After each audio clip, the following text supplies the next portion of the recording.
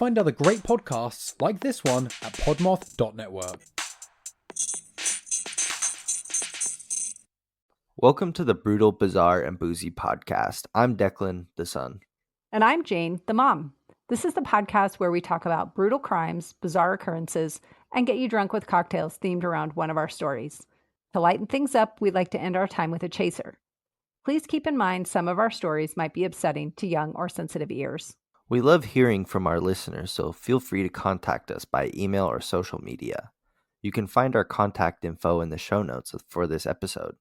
If you'd like to support us through Patreon, you can find us there at Brutal, Bizarre, and Boozy Podcast, or use the link in our show notes.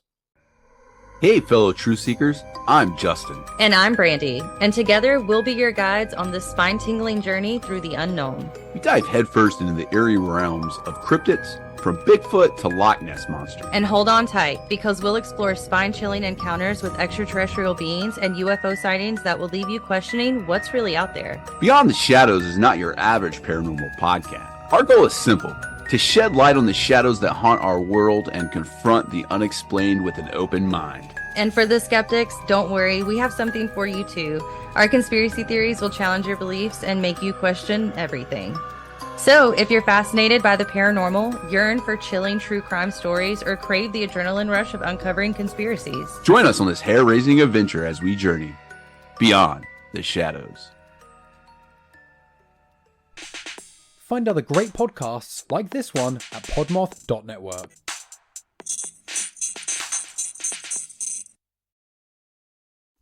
Hey there, true crime fans. I'm Karina. And I'm Lockie. And if you're like us and you can't get enough of those spine-tingling crime stories, join us every week on our podcast where we dive into the latest cases and chat about everything from mysterious murders to perplexing disappearances. But hey, don't expect us to be super serious about it. We're just two friends who love talking crime over a cup of coffee. Absolutely. So if you're looking for a true crime podcast that feels like you're hanging out with your friends, give us a listen. Caffeine, Crime and Canines is available on most podcast platforms, including Spotify and Apple Podcasts. See you there. Welcome back, everybody. Thanks for joining us again. How are you doing today, Deklan? I'm good. How are you? I'm doing well, thank you. What story do you have for us? I have a story that is about a couple of holes. Sounds terrible to say it that way, but Okay. That could be interpreted in a couple different ways. exactly. But Yeah. this is just some like weird thing that a guy tells a story about, and yeah, we'll get to it, but it's about a big hole in the ground, basically. Oh, okay. Like a sinkhole? Maybe not. We'll find out. We'll find out. Yeah. How about you? What are you telling us about today? I'm going to be talking about Armin Maiwes. It's a German name, Maiwes? so it's hard to pronounce, but yeah, Oh, maybe it's Maiwes. probably actually Maiwes, since they pronounce their W's As V's. V's. Yeah, Yes. Okay. knock half that W off. And to Right. go with that story, I have the cannibal. So might be able to figure out what this story's about, but the cannibal Right. is 1 ounce of tequila, 2 ounces of white grape juice, and 2 to 5 drops of grenadine. Okay. Doesn't sound good. It does not sound good. It sounds I terrible. like white grape juice, but I don't think tequila is going to go well with it. And you like tequila. I don't like tequila. So Yeah. right there, I'm in a hole. This and one's this is- probably going to be a flop. Okay, let's see. No, not really good. Meh. It's not I great. wouldn't make it again. No, not really. The tequila doesn't actually come on super strong, but I kind of feel like white grape juice and tequila have a similar kind of Palate almost. tangy dryness to It's them. not like, yeah, dry, that's the word. Yeah, Mm-hmm. it needs like a little pop of citrus. Yeah. It needs that, but Yeah. Nah, not horrible. not a winner. No.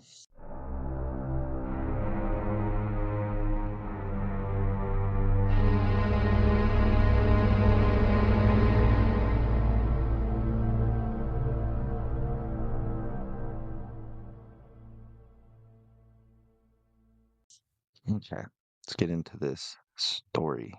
Okay. Armin was born in 1961 in West Germany. Armin was about 8 when his father left the family. Armin liked to spend his time reading books, and he became fascinated with one book in particular, The Brothers Grimm, which you guys probably heard of. It's a fairly popular folklore book. Right. The Brothers Grimm was a folklore book that contained spooky and strange stories. He really enjoyed one story in particular, though, and that was Hansel and Gretel, which I didn't realize that was a Brothers Grimm story, but makes sense. Oh, yeah. It's pretty dark. Yeah, it is. It's But pretty dark. if you don't know about Hansel and Gretel, it's a story of two kids that get abducted by a witch in a house made of candy.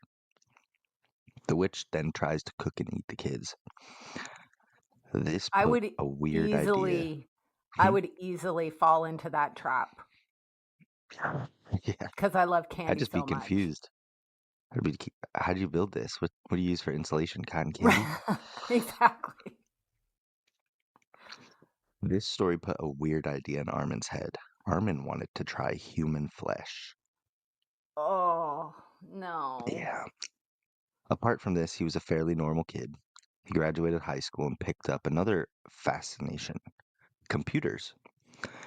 He enjoyed tinkering with them, which ultimately led to him becoming a computer repairman. Armin moved to Rottenburg when he was an adult, which I would not want to move to a place called Rottenburg. No. No, that's kind of, No. I wonder if it smells there. Probably does after Armin moved. Smells, oh, Yeah. no. Oh, On I his don't free want to time, know. Armin would participate in online forums about extreme fetishes and cannibalism. In May of 2001, Armin made a post on his favorite forum called Cannibal Cafe. Oh, Yeah, what is the Lulu post stated, doing behind you? she's playing She with is, herself. she's wound up today. She's bouncing Yeah, around and jumping. she got And, caught on my bed, like both arms extended with the claws caught in the blanket. oh, She no. looked like a prisoner. Like, That's funny. okay, Sorry, anyways. I got distracted. Armin posted on the Cannibal Cafe, and the post stated, looking for a well-built 15 to 25-year-old to be slaughtered and consumed. No. Yeah. No. Strangely, several people responded to this. Yeah, they were What? volunteering themselves. However, ultimately, a majority of them decided not to go through with it. Oh, But yeah, if they all flaked on him, then we wouldn't have this story. So one true. person did respond. A Mm. 40 a 43-year-old named Brandes, 43-year-old named Bernd Brandes contacted him about this post. He said he wanted to be slaughtered and eaten, but he would also like to eat himself in the process. Oh, no. Yeah, which No. it's a chunk of you is cut off. I couldn't understand eating right away. Like Oh, good on March 9th, gravy. 2001, Brands arrived at Armin's house. Without much delay, Armin broke out the video camera and made Brands declare that he was willingly doing this to hopefully exonerate himself of the crime. Be like, Well, look, this guy confessed that he wants me to kill and eat him, so I'm going to do that. I didn't murder him. He wanted to be killed. he wanted it. Yeah. Ugh. But Armin didn't turn off the camera. He wanted to film the full thing. Yeah. Oh, no. Brands took No. about 20 sleeping pills and washed it down with a bottle of cough syrup. Brands started by asking Armin to bite off his penis. What's up with No. cannibals and eating penises? I don't. This isn't the Oh, first time. no. Armin got down and tried his hardest to bite his penis off, but was unsuccessful.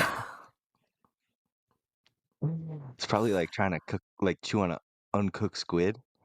Like, squid's already pretty Probably. chewy. Yeah. Oh, geez. It reminds me Uh, of a hot dog that Dad recently bought at the meat store, a and hot dog with the ED. casing on it was so tough. It was like chewing bubble gum. It was terrible. Oh, I couldn't even get the fork in it. I was like, what is Jesus. happening? That So sounds I'm gross. just picturing this. Oh, he's like gnawing on it. Ow, ow, ow. Ugh, Yeah, just gross. ugh. His plan B was to cut it off with a knife, as well as some of Brand's fat. He then rendered the fat over the stove and tossed the penis in with some salt, pepper, wine, and garlic. Well, I mean, he's being gourmet about it. Yeah, Is but the victim alive still as his he's penis watching is him just cook his cooking? penis off. Oh, good Lord. Yeah. Oh, this is However, terrible. Armin burned the penis so it was inedible. Turn the Yeah, heat down, bro. he got too excited. At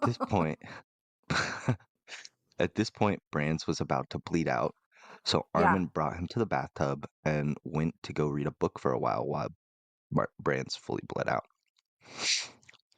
After a while, Armin came in, stabbed Brands in the throat to ensure he was dead. Armin then hung him on a meat hook. No. He he proceeded to decapitate and dismember Brands. He stored Brands in his freezer to save for later. Well, yeah, you don't want that to go bad. You just put in all that effort. Oh, The entire process was recorded on a 4-hour-long video. oh my God. Armin waited a little over a year before making another post on the forums. In December 2002, a college student came across one of his posts and alerted the authorities. Police arrived at Armin's house later that day where they discovered Brand's body, but Armin had already eaten about 40 pounds of Brand's before he had been discovered. Because it had been a whole year. Yeah. Yeah, so he was just taking snacks. Maybe he perfected his penis recipe, I don't know. Yeah, he realized he had to turn the heat down. Gotta do a low simmer. Yeah, he's got it in a slow cooker. Ooh. Oh, Yeah. Armin waited 2 years on trial before he was given a manslaughter charge because of Brand's confession or consent to everything that happened. yeah. But only a year later, in 2005, Armin was retried and convicted of murder. This came with a life sentence for Armin. And Wow. that's the story of a consensual cannibal. Oh. That's So a fucking weird story. That's almost a bizarre story. Like, that's it's so weird. it is weird. It's super brutal though. Did the victim get to taste himself? Because that's what he said he wanted, right? To taste his No, own. he didn't. He didn't get it He didn't before he get to got taste killed. any of it. No, because it was all burnt. So, Oh, right, I mean, right. And by the yeah, time he got it, it was burnt. He'd bled out. he was basically dead. Yeah. Good gravy. That is, No, it's really fucking gross. it is so nasty. Well, Oh, maybe your story about holes will cheer us up. oh my God. Well, let's try. We'll find out here It's just shortly. such a weird story. I can't get over it. It makes me So, laugh just because of how fucking weird it is. yeah, he originally wanted somebody 15 to 25, but then this 40 something year old guy's like, "I'll do it." And he's like, "Okay, I was like, whatever. sure." You'll do. Yeah, exactly. He's waited too long, so It's the beer goggles at the end Now of or the never. night. Yeah. You're looking around and you're like, all I have left is The options this. here are slim. Okay. Yeah. Exactly. Take what I can get. Oh my Yeah. It must word. have been fairly fat too if he was able to cut a chunk of it off and render it. That's That is, at least he used like proper cooking techniques. He just had the heat too high.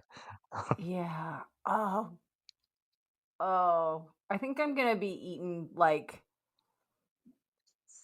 for dinner. I'm gonna go for like pasta or something. I Something don't think that's I'm gonna not. be no Uh, meat for me the rest of the day. Nasty. Where do you yeah. find all these cannibal things? I don't ever come across cannibal stuff. It feels like. I feel like it's easier to find that than it is like just some random hometown murder. Like Uh, murders happen all the time that you don't really know about unless that's they're this true. shocking. That's true. Like if that had happened stateside, I think everyone in the fucking world would know about it. Yeah, I would be curious, Be 14 documentaries. like what kind of sentence he'd get Mhm. here. I think they'd probably still look at it as murder. But there might be like a mental component to it, you know, like That's some kind yeah. of mental health defense. I don't think because that's hard to prove, but Right. yeah, it'd Either be weird. way, it's gross. And Because he's not technically a victim since he wanted to be killed and eaten, but like still someone died. yeah, yeah. I mean, essentially, he committed suicide. Yeah, He suicide just, by cannibal. That's a yeah, that yeah, might be the first ever in history. probably. Well, I don't know. Ugh, I don't want to think It's about super it. weird. It is gross. It's gross. Okay, let's talk about bizarre Yes. holes in the earth.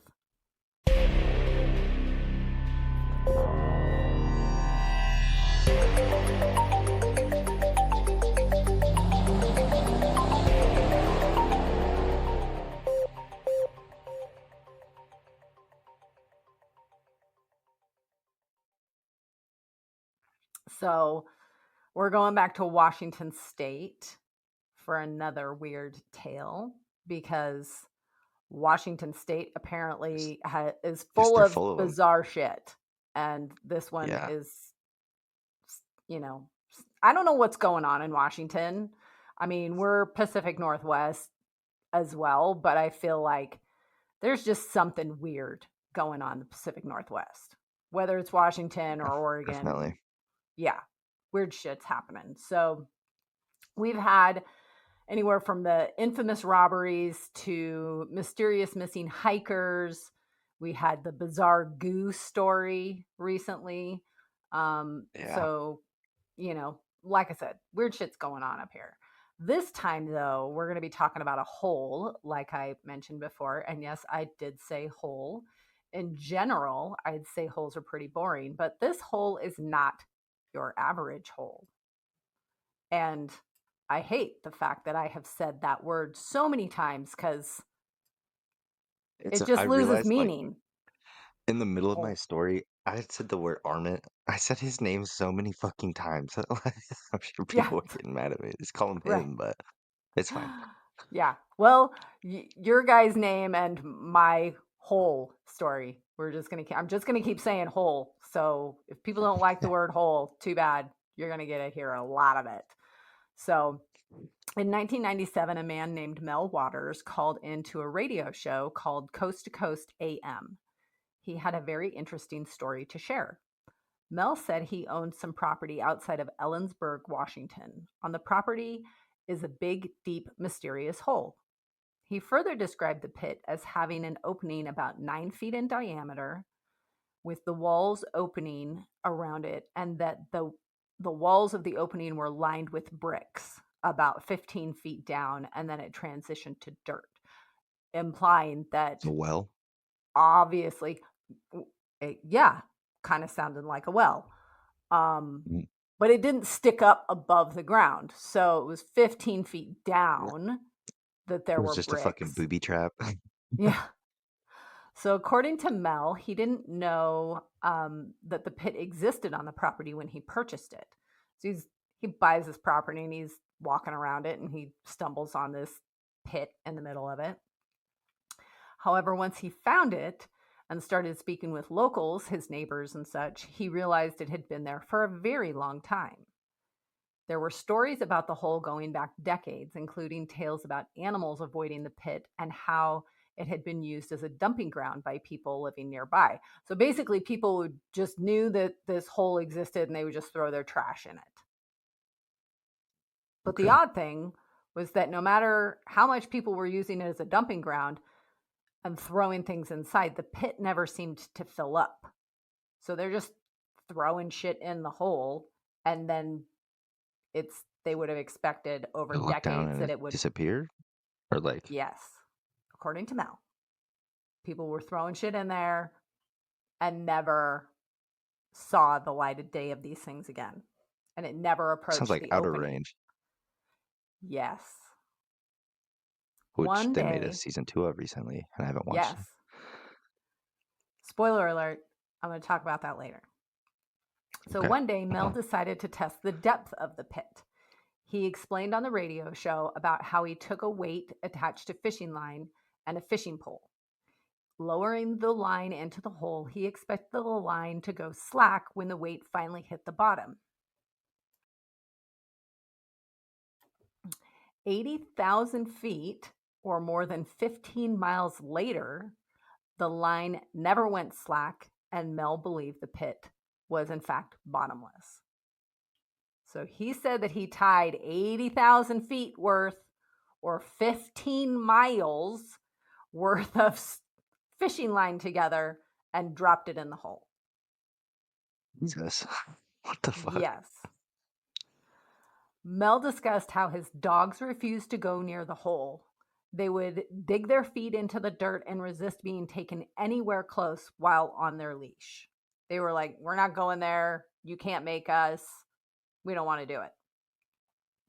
A neighbor claimed that he deposited his deceased dog down in the pit. That man also reported that his dog soon returned to him, running through the woods, alive and well. Oh, it is Outer Range. That's Maybe. exactly what happened, but with a guy. But this is in 1990s. So maybe it sparked the idea of Outer Range. I don't know. It did. It sounds so similar. Very, yes. The animal stories don't end there either. According to Mel, he decided to lower a sheep into the pit. Mel said that he lowered the sheep and then pulled it back out to find a very strange thing. The animal, remember I said animals don't like to go there, so he had to drug the animal so that he could get the sheep near the hole. But the sheep was still alive. Until he brought it back out of the hole, the sheep was dead. And it appeared, according to him, that it had been cooked from the inside out. More bizarre cooking things on this episode today. We should just call this the Weird Cooking Show episode. Sent that sheep to hell, sounds like. Yeah. This is getting burned down at hell. Yeah. And there was something inside of it moving. So Mel cut the animal open and found a very strange animal emerge from the deceased inside out cooked sheep. He described it as looking like a baby seal, but with human eyes. Yeah. Don't like that at all. Agreed. I don't like that either. Terrified by the animal, he threw it back in the hole. Hopefully, he would never have to see it again. So, Was it he's like hot? Is that what cooked the sheep? I don't know. It wasn't. Not hot enough for him to pick it up and throw it in the hole, but weird. Yeah. I don't know. Mel told his neighbors about the strange-looking creature, and several claimed that they had seen something similar around the mouth of the pit before. Mel had heard there was another pit in Nevada, so he went there to see what he could find. Stories about the Nevada pit were similar in nature. However, people reported seeing birds circling over the opening of this pit. The species of the birds could not be identified, though. So there's just some weird breed of bird circling around this hole in the Nevada desert. I have an And so idea. Mel heard about it and he's like, I gotta go check this out. We take the hole and we use it as a landfill. We throw all of our garbage down there because it just disappears, it seems like. Right, it just disappears because it's 80,000 feet deep. It's 15 miles. Yeah. Yeah. Then we wouldn't have giant dumps everywhere. So Right. Got to think about these things. Mel Yep. wanted to get a closer look at the birds. According to him, he attempted to shoot the birds, but the bullets seemed to ricochet off of them. So, bulletproof birds of an unknown species Jesus. flying around in the air. Maybe he's just a bad shot. Right, exactly. He's just shooting and it's going off to Neverland. One day back in Washington, Mel tried to go to the hole, but was prevented by people working for the U.S. government, claiming that a plane had gone down in the area and they were there to investigate. Mel challenged their story, Wasn't which this suddenly his house, though? changed. What? Wasn't this on his property? It's on his property. And Just a so big property, I guess. yeah, I Oh. didn't really see like if there was a description of how many acres or, how big the property was or anything like that. But he gets there and he's prevented from getting near the hole by government agents. And they go, oh yeah, plane went down and we're here investigating. You can't go near it. And he's like, no plane went down. And then they suddenly change the story and they're like, okay, a plane didn't go down, but we want to lease the property from you. And the condition of the lease was that he had to leave the country. So they go, we want to rent rent your land, but you got to get out. But you can't just like move to another state. You have to like get out of the country. And he's like, sounds good. So he took their offer and he moved to Australia for several years. But when he returned, the government agents claimed that the lease was actually a purchase and he no longer owned the land where the pit was located. Confused by the situation, The government lying. It's such a wild story. Mel spoke with some of the locals who told him that helicopters and guards were now preventing entrance to the hole. So I guess they couldn't go dump their trash there anymore. Mel could no longer gain access to his property or the pit. He called into the radio show several times telling his story, which piqued a lot of people's interest, as of course it would. I mean, if I heard this story, I'd be like, ooh, let's go check it out. People who were truly curious about what was going on in Washington started doing some digging. They wanted to find the location of the hole so they could visit it for themselves. As would I. They found, although I'm not putting a sheep in it because I don't want to see that weird seal thing. And I'm not going to. Getting a GoPro and tying it to a rope and tossing it down right, for sure. That's probably why people are still interested in it because they're like, oh, technology today, we could find out what's going on down there. Real fast. Put a drone in, Yeah. They found that there was never anyone owning property in the county by the name of Mel Waters. So everybody's looking for this hole and they're like, well, we'll just find out where he owns property. And then they go, oh, yeah, nobody by that name owns any land in this county. That's suspicious. Further, there wasn't anyone by that name working or voting or paying taxes there. Mel Waters didn't appear to exist. Government killed him. They wiped them of this. They did. They wiped out every piece of information about him. Maybe he was using a fake name, or maybe it was all just a big fat lie. So What was his name? Mike Waters? Mel Waters. That does sound like a fake name. Could be. Geologic experts were consulted about the possibility of something similar to what Mel described. Experts say that a hole that deep could not exist. Just wasn't possible. because the walls would have caved in on itself due to the pressure of the surrounding ground. They also said the story of the fishing line was impossible because the heat from the earth, just the surrounding earth itself, would have snapped the line before it ever reached 80,000 feet. So they're like, no. So what about Mel's story about the Nevada pit, though? So there is, in fact, a known pit in Nevada. It's called the Devil's Hole. It sounds ominous, but there doesn't appear to be any fanciful stories about it, like Mel explained. Like, I couldn't find anything. It exists. There's record of it. It's actually located in Death Valley National Park in Nevada.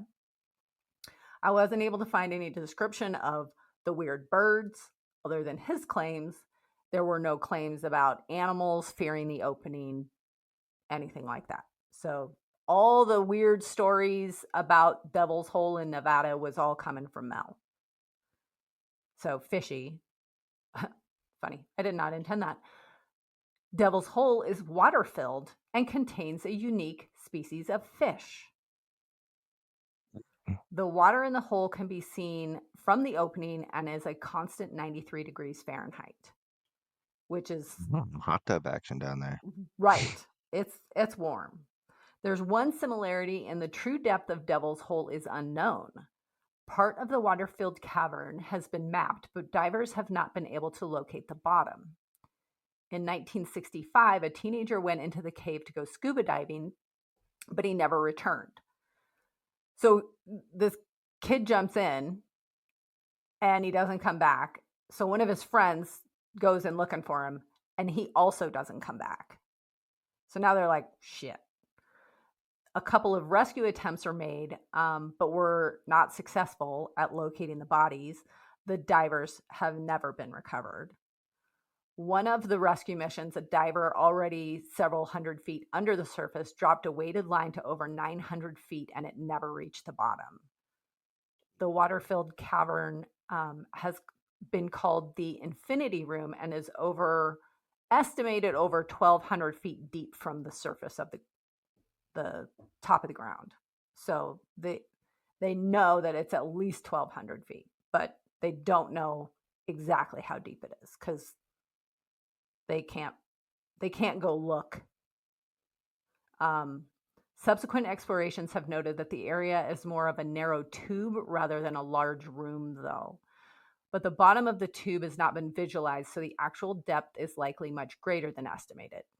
Devil's Hole has a cave adjacent to it, known as Devil's Hole Cave. They're not very creative with their names, but that's fine. The cave is shaped like a boot with a long vertical shaft, and at the toe area is a pool of water. It's theorized that there may be an underwater passage between Devil's Hole and the cave, but it's not been proven. The unique fish that I mentioned that lives in Devil's Hole is called the pupfish. It's the world's rarest fish. The pupfish is listed as critically endangered species, which means no further exploration of the cave is allowed at this time.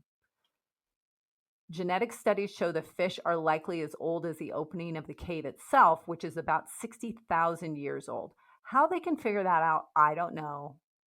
But that's what the scientists are saying, that these fish are 60,000 years old in their genetic makeup. Yeah. And it's literally the only place in the world that they are found in their little they can't Devil's Hole. Get out of there. Yeah. The main thing that Devil's Hole and Mel's Hole have in common is the unknown depth. However, the big difference between them is that Devil's Hole is actually known on a map and you can find it. Mel's Hole doesn't have any map associated with it. Many theorize that it never existed and it was just a big story of a man wanting attention for his wild tale. And that is a story about... I was going to say, like, it seems like these holes are kind of common because there's a bunch of them, like the Great Blue Hole in Belize. Yeah. And that's like, that's 420 meters deep, I think. I don't know. There's a couple of Oh. them like all across. So I mean, it seems like that it's just something that happens, but his was Yeah. lined with bricks, you said, right? Yeah. Like the first 15 Yeah, feet down from the soil that's surface, suspicious. supposedly lined with bricks, indicating that there was some handmade component to it. But yet it cannot be located on a map. No one knows where it is. No one, yeah, it's super sketchy. Super weird. Yep.